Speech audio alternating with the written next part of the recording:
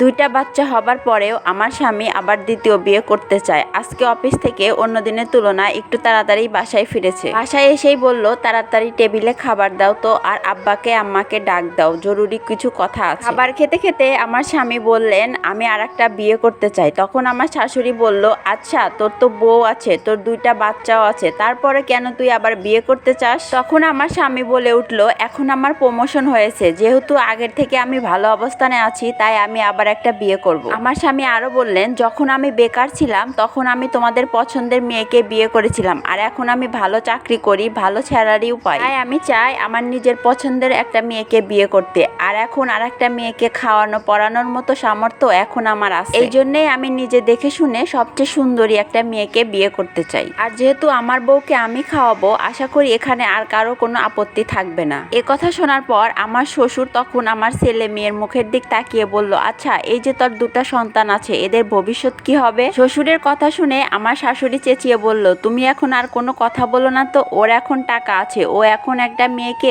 খাওয়াতে পড়াতে পারবে, আর ওর সন্তানদেরও খাওয়াতে পড়াতে পারবে। আর আমার স্বামী বলল, আমার এই বিয়ে করাতে যদি আমার সন্তান আমার প্রথম স্ত্রী যদি মেনে নিতে না পারে, তাহলে তারা এই বাসা থেকে চলে যেতে পারে, আমার কোনো সমস্যা নেই। এ কথা শুনে আমি আমার রুমে চলে গেলাম। এরই মাঝে 2টা দিন পার হয়ে গেল, আমি আমার স্বামীর সাথে কোনো রকম কোনো কথা বলিনি। পর আমার স্বামী আমাকে ডেকে নিয়ে বলল, আচ্ছা কি ব্যাপার বলো তো, তুমি কেন আমার সাথে কথা বলছো না? দেখো এখন আমি একটা ভালো জব করি, আমার প্রমোশন হয়েছে, আমি এখন একটা মেয়েকে খাওয়াতেও পারি, তোমাকেও তো স্বাধীনতা দিয়েছি, যেখানে ইচ্ছা সেখানে থাকতে পারো, তাহলে কেন তুমি আমার সাথে কথা বলছো না, চুপ করে আছো? তোমার যদি মনে হয় তুমি সতীনের সংসার করবে না, তাহলে না করো, তুমি চলে যেতে পারো। এখন আমি আর একদম চুপ থাকতে না পেরে এক বুক কষ্ট নিয়ে বলেই ফেললাম, তুমি যখন বেকার ছিলে, শূন্য পকেটে ছিলে, যেভাবে চেয়েছো, যেভাবে থাকতে বলেছো সেভাবেই থেকেছি, কখনো কোনো কিছু চাই ইশারও দেইনি কোনো কিছু দেওয়ার জন্য, দামি দামি সোনা গহনাও চাইনি, সবসময় তোমার সামর্থ্য অনুযায়ী চাওয়ার চেষ্টা করেছি। আর নামাজে বসে সব সময় আল্লাহর কাছে চাইতাম, আল্লাহ তোমার যেন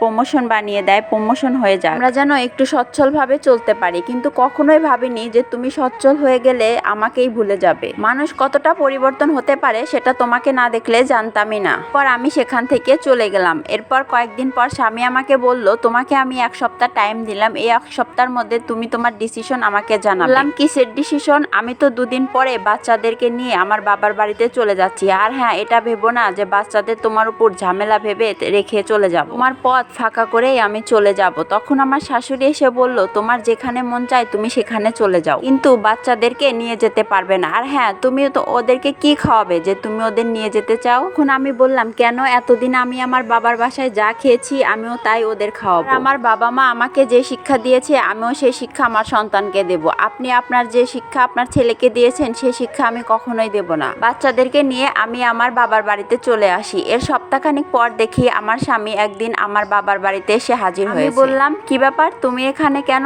তখন আমার স্বামী বলল, তোমাদেরকে ছাড়া আমার 1 সেকেন্ডও ভালো লাগছে না, থেকে এসে বাচ্চাদেরকেও দেখি না, আর তুমি বাসায় থাকা অবস্থায় কথা বলনি, কিন্তু সামনে তো ছিলে। আমি বুঝতে পারিনি, কিন্তু এখন আমি বুঝি, আসলে তোমাদেরকে ছাড়া আমি কখনোই ভালো থাকতে পারবো না। আমি বললাম, কেন? তুমি না বিয়ে করবে, বিয়ে করে নতুন বউকে নিয়ে সুখে থাকবে, চলে যাও এখান থেকে। সে বলল, আমি এখন বুঝতে পেরেছি আমি তোমাদেরকে ছাড়া কখনোই ভালো থাকবো না, আসলে অনেক বড় ভুল করতে যাচ্ছিলাম, আমাকে তুমি মাফ করে দাও, আর বাচ্চাদেরকে নিয়ে বাসায় চলো। আমার সন্তানরা পাশেই দাঁড়িয়েছিল, বাবাকে দেখে তারা দৌড় দিয়ে কাছে গেল। আসলে টাকা হলে মানুষের অতীত কখনোই ভুলে যেতে নেই, আপনার শূন্য পকেটে যে পাশে ছিল আপনার পূর্ণ পকেটে সেই পাশে থাকার যোগ্য। আর এই স্টোরিটা একটা আপুর জীবন থেকে নেওয়া। গল্পটা যদি ভালো লেগে থাকে অবশ্যই সবাই লাইক কমেন্ট করে পাশেই থাকবেন। আল্লাহ হাফেজ।